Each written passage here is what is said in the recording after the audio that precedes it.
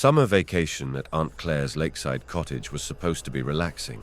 I was in the shower, enjoying the hot water after a day spent swimming in the lake and exploring the woods. As I rinsed the shampoo from my hair, I glanced out the window and froze. There, standing just a few feet away, was a strange man. I felt a wave of shock and fear wash over me. My heart pounded in my chest as I realized he was staring directly at me. His lips curled into a slow, unsettling smile, and he raised a flask to his mouth, taking a long drink. I couldn't move, couldn't speak. I was paralyzed with fear. Every detail of him was etched into my mind, the way his eyes seemed to pierce right through me, the way his clothes hung loosely on his frame, the way he casually drank from the flask as if this was the most normal thing in the world. I rushed out of the bathroom, barely taking the time to dry off. My heart was still racing, and I could feel the adrenaline coursing through my veins. I found Aunt Claire and Uncle Jim in the living room, enjoying a quiet evening with a book and a cup of tea. "Aunt Claire! Uncle Jim!" I shouted, my voice trembling. They both looked up, startled by my sudden entrance. "What is it, dear?" Aunt Claire asked, concern evident in her eyes. I saw a man," I stammered, struggling to find the right words. "He was outside the bathroom window, staring at me. Then he just walked into the lake and disappeared." Uncle Jim frowned and put his book down. "Slow down, kiddo. What do you mean he disappeared?" I took a deep breath and tried to steady myself. "I was in the shower, and when I looked out the window, there was a man standing there. He was drinking from a flask and smiling at me. Then he walked into the lake and went underwater. I watched the whole thing. He didn't come back up." Aunt Claire and Uncle Jim exchanged worried glances. "Are you sure you weren't imagining things?" Aunt Claire asked gently. "I'm not imagining it. I saw him," I insisted, feeling a mix of frustration and fear. "He was real. He was right there, and then he was gone." Uncle Jim stood up and walked over to me. "All right, let's not jump to conclusions, but if what you're saying is true, we need to take it seriously. Claire, call the police." Aunt Claire nodded and picked up the phone, dialing the local station. "Hello? Yes, we'd like to report something unusual. My nephew just saw a man outside our cottage who walked into the lake and disappeared." "Yes, we'll wait here. Thank you." She hung up and turned back to us. "The police are on their way. They'll search the area and see if they can find any trace of this man." When the police arrived, I recounted my story once again, this time to the officers. They listened carefully, their expressions serious but skeptical. They assured us they would do everything they could to find the man, but deep down, I could tell they weren't convinced. As the officers left to begin their search, Aunt Claire put her arm around me. "It's going to be all right," she said softly. "We'll figure this out." I nodded, but the dread remained. The man had vanished, and with him, a part of my sense of safety. The police arrived within minutes, their flashing lights casting an eerie glow on the otherwise peaceful lakeside. I stood by the window watching as they spoke with Aunt Claire and Uncle Jim before heading down to the lake with flashlights and equipment. 2 officers approached the lake, their flashlights cutting through the darkness. They scanned the shoreline, looking for any signs of disturbance. From my vantage point, I could see their faces, serious and focused. They spoke in low voices, their radios crackling occasionally. One of them knelt by the water's edge, shining his light into the murky depths. I held my breath, hoping for some sign of the man I had seen. Uncle Jim came up behind me, placing a reassuring hand on my shoulder. "They're doing their best, kiddo. Let's give them some time." I nodded, my eyes never leaving the scene outside. The minutes seemed to stretch into hours as I watched the officers methodically search the area. They moved with a calm precision, but their furrowed brows and occasional head shakes told me they weren't finding what they were looking for. "We've searched the area thoroughly," Officer Thompson said. "There are no signs of anyone around the lake, and no evidence that anyone entered the water recently." "But he was there," I blurted out, stepping into the doorway. "I saw him go into the lake. He just disappeared." Officer Thompson looked at me with a mixture of sympathy and skepticism. "We believe you saw something, but there's nothing here to indicate anyone was in the lake tonight. It could have been a trick of the light or your imagination." "It wasn't my imagination," I insisted, feeling a pang of frustration. "He was real. He was right there." Aunt Claire put a comforting arm around me. "Thank you, officer. We'll keep an eye out and let you know if we see anything else." The officers exchanged a few more words with Aunt Claire and Uncle Jim before heading back to their cars. I watched as they drove away, the red and blue lights fading into the night. The sense of unease settled deeper into my bones. "We should all try to get some rest," Uncle Jim said, closing the door. "It's been a long night." As I finally drifted into an uneasy sleep, one thought echoed in my mind. I needed to find out who that man was and why he had appeared to me. I lay in bed, the covers pulled tightly around me, but they did little to ward off the chill that seemed to have settled into my bones. The cottage was quiet, with only the occasional creak of the old wooden beams breaking the silence. When I finally drifted off to sleep, it wasn't long before the nightmares began. In my dream, I was back in the shower, the hot water cascading over me. I felt that same eerie sensation of being watched. I turned, and there he was, the strange man, his hollow eyes staring through the window. This time his smile was wider, more sinister. He raised the flask to his lips again, but instead of drinking, he pointed it at me, as if to offer me a sip. The dream shifted, and suddenly I was standing at the edge of the water, the moonlight casting an eerie glow over the still surface. The man was there, waist deep in the water, his arms outstretched. "Come," he beckoned, his voice echoing in my mind. I felt a powerful urge to step into the water, to join him. My feet moved of their own accord, inching closer to the lake's edge. I fought against the compulsion, my heart pounding in my chest, but I couldn't stop myself. Just as I was about to step fully into the lake, I woke up, gasping for breath. My heart was racing and I was drenched in cold sweat. I sat up, wiping the sweat from my brow, trying to calm my racing heart. I glanced around the room, half expecting to see the man standing there, watching me. I lay back down, pulling the covers up to my chin, but sleep wouldn't come. Every time I closed my eyes, I saw his face, heard his voice. The fear was overwhelming, a suffocating presence that kept me wide awake. I stared at the ceiling, the hours ticking by slowly, each minute dragging on longer than the last. The house was so silent, yet every little noise made me jump. I tried to tell myself it was just a dream, that the man was gone, but I couldn't shake the feeling that he was still out there, lurking in the shadows. The next morning, the sun rose bright and warm, casting long shadows across the cottage.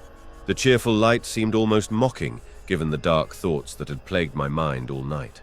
I dragged myself out of bed, my body heavy with exhaustion, and joined Aunt Claire and Uncle Jim in the kitchen. They were already up, the smell of coffee filling the air. "Morning," Uncle Jim greeted me, his eyes studying my tired face. "Rough night?" I nodded, sitting down at the table. "Yeah, I couldn't stop thinking about that man. I had nightmares about him." Aunt Claire placed a plate of toast and scrambled eggs in front of me. "Oh, sweetheart, I'm so sorry. We'll get to the bottom of this. Have you thought about who he might be? Maybe something about the area?" I shook my head. "I don't know, but I can't just sit here and do nothing. I need to find out more about him." Uncle Jim nodded thoughtfully. "There might be something in the old records or local stories. Why don't we head to the library after breakfast? See if we can dig up anything about the lake or past incidents." That sounded like a good plan. After breakfast, we drove to the small local library. The librarian, Mrs. Henderson, was a kind, elderly woman who had lived in the town her whole life. When we explained what we were looking for, her face turned serious. "There have been stories over the years," she said quietly, leading us to a section filled with dusty old books and newspaper archives. "People say the lake is haunted. There was a man, many years ago, who disappeared in the lake. Some say his spirit never left." My heart skipped a beat. "Do you have any information on him?" She nodded and handed me a stack of old newspapers. "Start here. You might find something useful." I spent the next few hours combing through the yellowed pages, the musty smell of old paper filling my nose. As I read, a story began to unfold. Years ago, a man named Samuel Lakewood had lived in a cabin near the lake. He was a loner, often seen wandering the woods and drinking heavily. One night, after a particularly bad argument with some townsfolk, he was seen heading towards the lake, flask in hand. I felt a chill run down my spine as I read the accounts. The descriptions matched the man I had seen, gaunt, hollow eyes, always with a flask. It was eerie how similar they were. Uncle Jim peered over my shoulder, reading the article. So, Samuel Lakewood, That's our man. Aunt Claire frowned. But why would he appear now, after all these years? I shook my head. I don't know, but I think we need to find out more about him. Maybe there's something that keeps his spirit tied to the lake. Mrs. Henderson approached us, holding a small book. This might help. It's a collection of local folklore and ghost stories. There are a few entries about Samuel. I took the book, grateful for the lead. Thank you, Mrs. Henderson. This could be exactly what we need. That night, I lay in bed, the book clutched in my hands. The fear was still there, but now it was mixed with curiosity and determination. I was no longer just a frightened kid. I was on a mission to uncover the truth about Samuel Lakewood and put his spirit to rest. The next morning, I woke up with a sense of purpose. The fear that had gripped me for the past few days was still there, but now it was tempered by determination. I had to find out more about Samuel Lakewood and the place where I had seen him. After breakfast, I told Aunt Claire and Uncle Jim about my plan to explore the lake and the surrounding woods. Uncle Jim handed me a small backpack. Here, take this. There's a flashlight, some snacks, and a first aid kit, just in case. I nodded, grateful for their support. I'll be careful, I promise. It didn't take long before I found something. A rusted old flask, half buried in the sand. My heart raced as I picked it up, the metal cool and rough in my hands. This had to be Samuel's. A little further along the shore, I found more items. A torn piece of cloth caught on a branch, an old, faded photograph of a man standing by the lake, and a small, weathered journal. My hands trembled as I picked up the journal and flipped through the pages. The writing was faded, but I could make out some of the entries. As I read, I felt a pang of sympathy for Samuel. He wasn't just a ghost. He was a person who had once lived and felt and suffered. I carefully placed the journal in my backpack and continued to search the area, finding a few more small items that seemed to belong to him. With my backpack full of clues, I headed back to the cottage. Aunt Claire and Uncle Jim were waiting for me on the porch, their faces lighting up with relief when they saw me. "What did you find?" Aunt Claire asked, her eyes wide with curiosity. Uncle Jim picked up the photograph, his brow furrowing as he studied it. "This is him, isn't it? The man you saw?" I nodded. "Yes. And the journal. It's full of his thoughts. He was so lonely, so full of despair. Maybe that's why his spirit hasn't found peace." Aunt Claire gently opened the journal, skimming through the pages. "We need to read this carefully. There might be something in here that can help us." I felt a surge of hope. "Do you think we can help him?" Uncle Jim nodded slowly. "I think so. If we can understand his pain, maybe we can find a way to release him from it." That night, we pored over the journal, reading every entry, trying to piece together Samuel's story. As we read, a picture began to form of a man who had been misunderstood and mistreated, whose only solace had been the quiet embrace of the lake. The more we learned, the more determined I became to help him find peace.